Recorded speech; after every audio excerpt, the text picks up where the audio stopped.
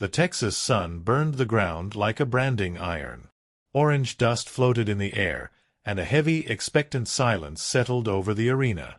Men in wide-brimmed hats and worn-out boots lined the wooden fence, eyes fixed on the center. And there he stood, savage, black as a moonless night, wild as a desert storm. His eyes burned with a fury no rope or rain had ever tamed, a fury that had broken ribs, pride, and reputations. He'd thrown off rodeo champions, bucked through the hands of seasoned wranglers, and left more than one cowboy with a limp and a fear he'd never speak of. Now, the crowd had gathered for something different. Maverick Coldstone, the oil tycoon who owned Savage, stood up on the edge of the fence. Tall, cold-eyed, with silver hair and a hat that never saw dust. $100,000, he shouted, voice cutting through the heat, to anyone who can calm this beast. No whips, no spurs, just willpower. The crowd chuckled, murmured. Some scoffed, others whispered. They'd seen Savage twist men into the dirt. No one stepped forward. That is, until a boy, maybe 10 years old, stepped quietly out from behind the posts. Blond hair ruffled by the wind, boots too big for his skinny frame, and a faded blue T-shirt hanging off his shoulders. His name was Canyon Blackthorn, a name whispered more often in concern than in praise. He had been called Trouble, labeled with letters, TDAH, and misunderstood by most adults who preferred quiet kids who stayed in line. He didn't speak. He just stared at the horse. But there was something in the way he looked, not with fear, but with understanding. Like he wasn't seeing an animal, but a soul as restless as his own. Some of the men chuckled nervously. "This ain't for kids," someone muttered. But Maverick didn't stop him. "Let the boy try," he said, a strange glint in his eye. Canyon opened the gate with both hands, slow and deliberate. The hinges creaked. Savage snorted, hooves stomping the ground like warning shots. The boy walked forward, not fast, not slow, just steady, like he knew something no one else did. He stopped a few feet away from the horse, dropped to one knee, and whispered something no one could hear. Then, impossibly, Savage lowered his head. The crowd froze. Time stood still. Even the wind seemed to hold its breath. Phones that had been recording trembled in hands. It was as if something sacred had passed between them. No one could explain what had just happened, and no one would ever forget it. The moment Savage lowered his head, a ripple of disbelief passed through the crowd like a silent storm. Some gasped, others simply stared, jaws slack. It wasn't submission. Not exactly. It was something deeper, something older. Weston Bloodtrail, the former handler of Savage, leaned against the fence with narrowed eyes. "That horse don't bow," he muttered under his breath. "Not to anyone." But there he was. The beast, tamed, not by strength, but by something unseen. Canyon Blackthorn stood perfectly still, like he was afraid a single movement might break the spell. Savage sniffed the boy's shoulder, then stepped back. Not out of fear, but out of choice. Canyon slowly stood, and the crowd, finally remembering how to breathe, erupted into murmurs. Maverick Coldstone stepped down from the fence, boots crunching in the dirt. He didn't smile. Didn't speak right away. Just studied the boy.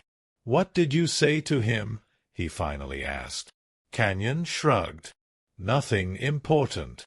But that wasn't the truth. He had whispered something. Something that had come to him like a voice inside. Back behind the fence, Savannah Wildrose pushed her way through the crowd. Her eyes scanned the arena with a storm of emotion behind them. Pride, fear, and something else. Canyon saw her and froze for a second. His shoulders dropped, like he was bracing for scolding. But she didn't shout.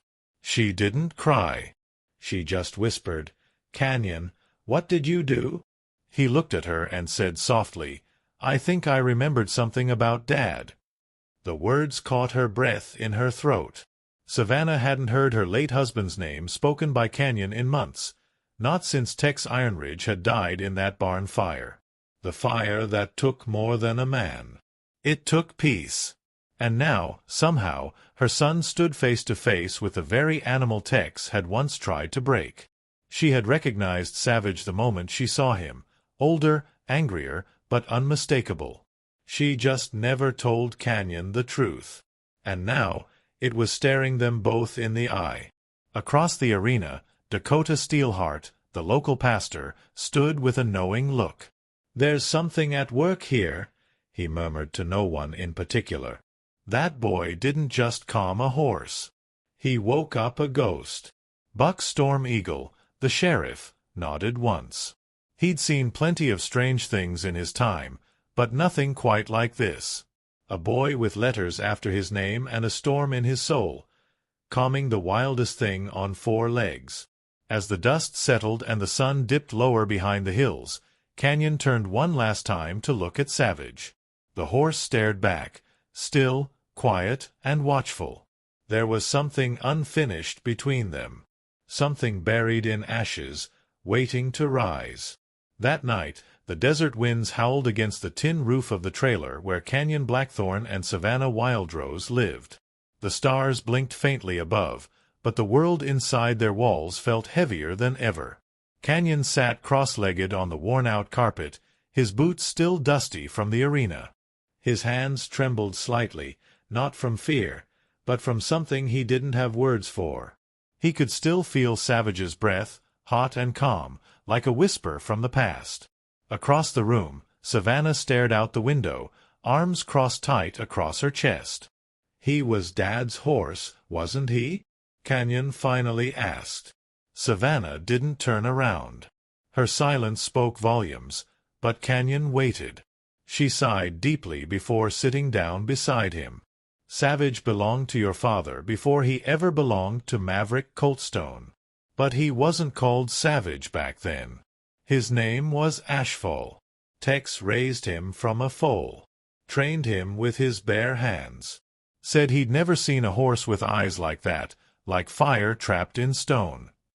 Canyon blinked, stunned. "Then why didn't you tell me?" She hesitated. "Because your father tried to save him, the night of the fire." Her voice broke. "Tex ran back into that barn, not for the tools, not for the trophies, for Ashfall. And he never came out.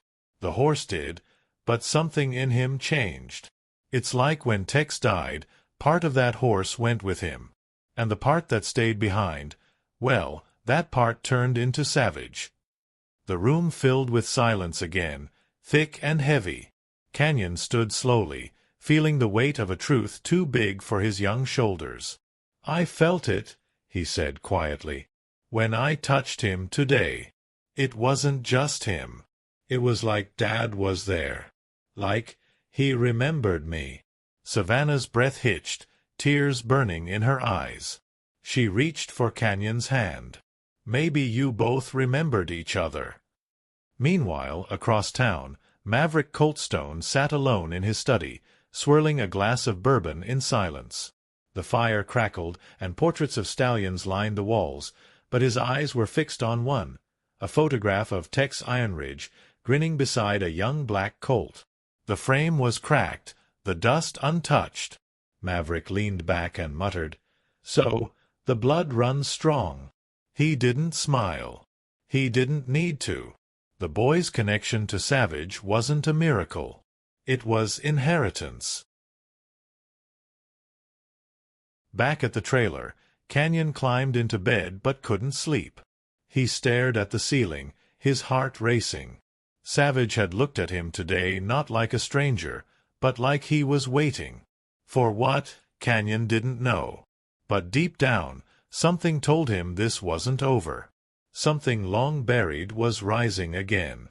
And it was coming straight for him. The next morning came thick with heat and questions. Canyon Blackthorn sat on the edge of the porch steps, his boots tapping anxiously against the wood as the sun bled over the horizon. He couldn't shake the image of Savage's eyes, not angry, not wild, but pleading. like he was trapped inside himself. Savannah Wildrose watched her son from the kitchen window, coffee untouched, heart twisting. She had kept the truth buried for so long. Now it was clawing its way to the surface. At the edge of town, Zane Hollowspur, one of the oldest wranglers still working the Coltstone lands, arrived early at the stables. He didn't come for work. He came for the grave. Behind the barn, beneath a twisted oak, lay a stone marker. No name, just a carved horseshoe. Zane knelt beside it, hat pressed against his chest. "They don't know, Tex," he whispered. "They don't know what Maverick did to you, or that horse." He stood slowly, eyes hard. "But they're about to." Meanwhile, Maverick Coltstone met with Weston Bloodtrail in the back room of the auction house. The mood was tense. "That boy's a problem," Weston said. "He's waking up ghosts you paid a lot of money to bury." Maverick stared through the window at the distant hills. "He's just a kid," he replied. "But Savage listens to him. That changes everything." Weston leaned in. "You want me to shut this down?" Maverick didn't answer, but his silence said enough. Back at the trailer, Savannah packed a small box. Old letters, photos, a belt buckle engraved with T.I. Canyon watched quietly, then asked, "Did Dad ever talk about Maverick?" Savannah paused. "Your father trusted him. They were partners once, back when this land meant more than money. But something happened. Something broke that trust. And I think Savage saw it." She handed Canyon one of the letters. "Your father wrote this the week before the fire." "I never read it." Canyon unfolded the paper carefully. The letter was short, blunt. "If anything happens to me, the truth is buried in Hollowspur's hands. Savage saw everything. He never forgot." Canyon's heart pounded. "Zane. Hollowspur." Savannah nodded. "He worked with Tex until the very end. If your dad trusted him, maybe we should too." Canyon stood. "Then I want to see him." Far from the house, deep in the Coltstone pastures, Savage stood motionless. His mane rippled in the dry wind, his ears twitching at every sound. But his eyes were fixed on the horizon. Something was coming. A boy. A memory. A storm. And this time, he wasn't running. Zane Hollowspur lived in a weather-beaten cabin on the outskirts of Coltstone land, surrounded by sagebrush and silence. Canyon Blackthorn had never been there before, but when he and Savannah Wildrose pulled up in the dust-covered truck, it felt oddly familiar, like walking into an old dream. Zane opened the door before they could knock, as if he'd been expecting them. "I figured it was time," he said, stepping aside. His face was worn like sun-scorched leather, but his eyes still burned sharp and clear. They sat at a round wooden table covered in old photographs, coffee rings, and faded memories. Zane placed a picture in front of Canyon, one of Tex Ironridge holding Savage as a foal. Back then, he called him Ashfall. Said he was born from fire and smoke. Zane leaned back. Tex didn't just raise that horse. He believed Ashfall had a gift, like he could feel things before they happened. Pain, danger, even lies. Canyon's hands trembled as he picked up the photo. "Then what happened the night of the fire?" Zane's expression darkened. "Tex found out something he shouldn't have, about Maverick. They were supposed to split the land, 50-50. But Maverick changed the papers. Forged Tex's signature. When your father confronted him, they fought. Savage tried to defend Tex, but the barn caught fire in the chaos. I got there too late. Tex was gone. Savage got out, but he was never the same." Savannah looked like someone had punched the breath from her lungs. "Why didn't you say anything?" Zane's voice cracked. "Because Maverick owned everything. The sheriff, the papers, the story. I was just an old cowboy with no proof. But that horse, he remembers. And now your boy's the only one he trusts. He looked at Canyon. There's something about you. You carry your father's stillness and his fire. That night, Canyon returned to the stables alone. The stars overhead were distant, but Savage's eyes were close, glowing like embers in the dark. Canyon entered the stall slowly. "I know what happened," he whispered. "You tried to save him. You didn't fail." Savage didn't move, but his ears flicked forward. Canyon placed the photo gently at the horse's feet. "We're going to make this right. I promise." Just then, headlights flared in the distance. A truck rumbled toward the barn. Canyon stepped outside, heart pounding. In the driver's seat, Weston Bloodtrail lit a cigarette with one hand and reached for a rope with the other. Behind him, Maverick Coltstone sat in silence. The boy was talking too much. And some truths weren't meant to see daylight. Canyon Blackthorn stood frozen as the truck rolled to a stop in front of the barn. The headlights carved sharp shadows across the dust, turning the world into something colder. Weston Bloodtrail stepped out first, boots crunching against gravel, cigarette glowing like a red warning light. Behind him, Maverick Coltstone exited slowly, face expressionless, eyes hidden beneath the brim of his black hat. "You've been stirring things up, boy," he said calmly, his voice smooth like oil. "Asking questions that don't need answers." Canyon held his ground. "I know what you did to my dad." His voice shook, but the fire behind it was unmistakable. Maverick chuckled, slow and low. "You know what people say? That grief makes kids imagine things.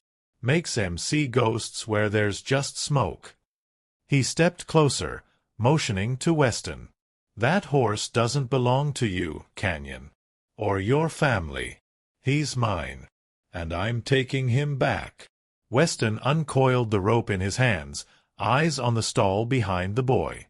Inside, Savage stirred. His breath quickened. He could feel the tension in the air, thick like thunderclouds. He pawed the dirt, snorting, muscles tensing. Something in Canyon's voice had triggered a memory, and now, the danger was real again. Canyon turned and placed both hands on the stall gate. "You'll have to go through me," he said, breathless. "Savage isn't going anywhere." Weston took one step forward, but then a scream ripped through the air. Not from a person, but from Savage himself. A piercing, furious sound that echoed through the hills. In one violent motion, the stall gate burst open. Savage exploded from the barn like a storm unleashed, hooves slamming the dirt, eyes locked onto Weston. The man dropped the rope and stumbled back, terror finally reaching his face. Maverick didn't move. He stared at the horse as if seeing a ghost. "Ashfall," he whispered, the old name slipping out like a curse. Canyon stood beside the wild beast, his small hand touching Savage's side, steady and calm. "You can't take what was never yours," he said, his voice firmer now. "He remembers everything. And so do I." The moment hung there, heavy and dangerous. Then, behind the trees, flashing red and blue lights cut through the darkness. Sheriff Buck Stormeagle's truck pulled into view, tires skidding. "Step away from the boy," he shouted. Maverick's jaw clenched. The rope lay at his feet. The lie unraveling. And the truth, riding strong on the back of a broken horse and a boy with wildfire in his veins. The air was thick with dust and tension as Sheriff Buck Stormeagle stepped out of his truck, one hand resting on his holster, the other raised in warning. "Back away, Coltstone," he ordered, voice steady but sharp. For the first time, Maverick Coltstone looked truly cornered. His grip tightened around the brim of his hat, knuckles pale.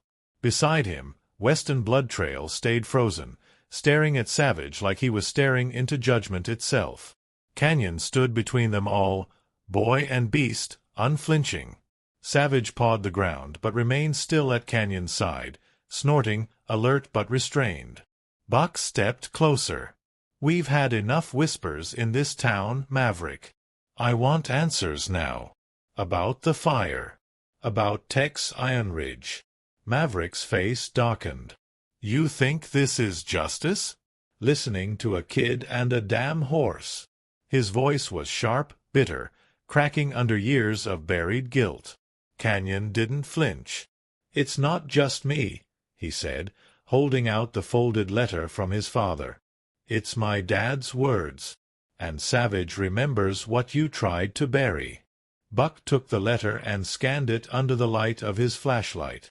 His face shifted, confusion turning to grim understanding. We'll talk downtown, he said quietly. Maverick's shoulders dropped, as if the weight of decades finally settled on his back. You have no idea what that horse cost me, he muttered. Your father, he turned on me. Left me with nothing but regret and a damn legend. Back at home, Savannah Wildrose sat by the window, her heart in her throat. The headlights in the distance made her rise to her feet. When she saw Canyon walking beside Savage, unharmed, something in her broke. She ran to them, arms wrapping tightly around her son. I thought I lost you, she whispered. Canyon hugged her back. You didn't. We're just getting started. Behind them, Savage let out a low, quiet sound, something between a sigh and a breath of peace. Inside the trailer, Canyon unwrapped a bundle Zane Hollowspur had given him, Tex's old journal. Pages of scrawled thoughts, half-formed ideas, and one recurring name, Ashfall. The entries described a horse that could feel grief, rage, and loyalty in ways no human could. Tex hadn't just trained him. He had trusted him, with secrets, with silence, with the burden of memory. Canyon looked out the window at Savage standing in the moonlight. For the first time, the horse looked calm, not broken, but healing. And Canyon realized something deep in his chest. This story wasn't just about justice. It was about finishing what his father started, and finding out who he was meant to become. The next morning, Canyon sat cross-legged on the floor of his bedroom, Tex Ironridge's journal open across his lap. The pages smelled like smoke and old wood, each entry revealing another thread of a past woven in secrets and betrayal. His fingers traced the final lines written in his father's handwriting, jagged, hurried, almost as if written while looking over his shoulder. If Savage survives me, it means he saw everything.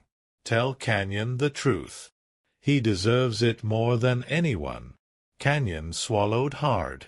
He had always felt like he was living in someone else's shadow. Now he knew it was his father's. At the edge of Coltstone Ranch, Zane Hollowspur waited near the old round pen. He had called Canyon there at sunrise, saying only, "There's one last thing you need to see." The boy arrived with Savage walking calmly behind him, unhaltered, as if guided by something deeper than reins. Zane nodded when he saw them. "It's time you knew the real ending." He handed Canyon an old VHS tape in a dusty case marked Ironridge, Final Session.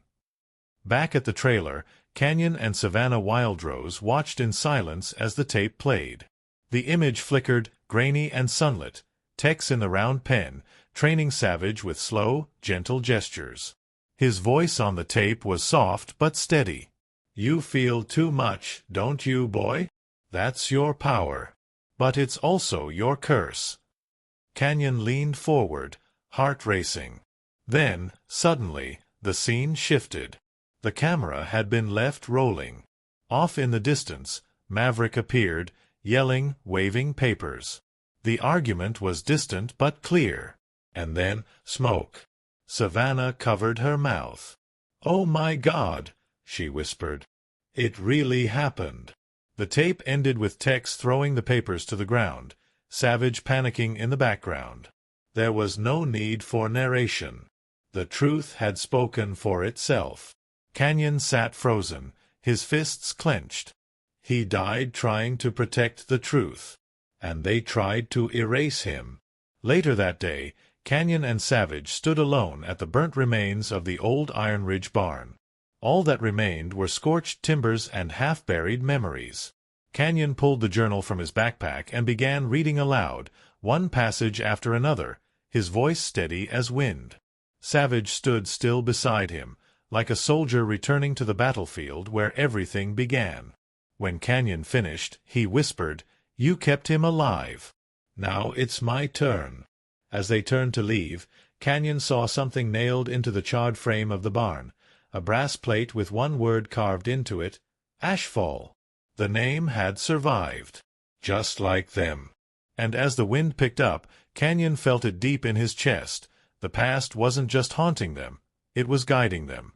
The annual Coltstone Frontier Rodeo drew the whole county, banners flying, brass bands playing, and the smell of fried food thick in the air. It was a celebration of strength, legacy, and pride. But this year, there was a different kind of tension humming beneath the festivities. Rumors had spread.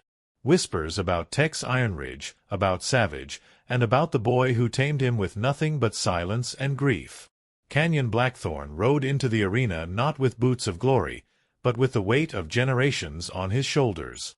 Beside him walked Savage, calm and regal under the floodlights. People stood, some cheering, others murmuring in disbelief. On the announcer's platform, Maverick Coltstone stood in silence, his face carved in stone. Canyon took the microphone from the startled rodeo host and turned to face the crowd. "I'm not here to perform," he began, his voice trembling. "I'm here to tell the truth."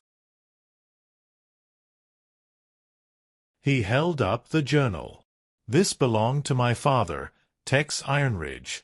He didn't die in an accident. He died trying to expose a lie that was buried, along with everything that mattered to him."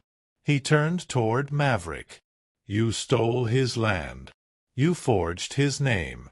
And when he tried to fight back, you let that fire destroy him, and blamed the one creature who was trying to save him." The crowd went silent. Then Zane Hollowspur stepped forward from the back row, holding the VHS tape like a relic.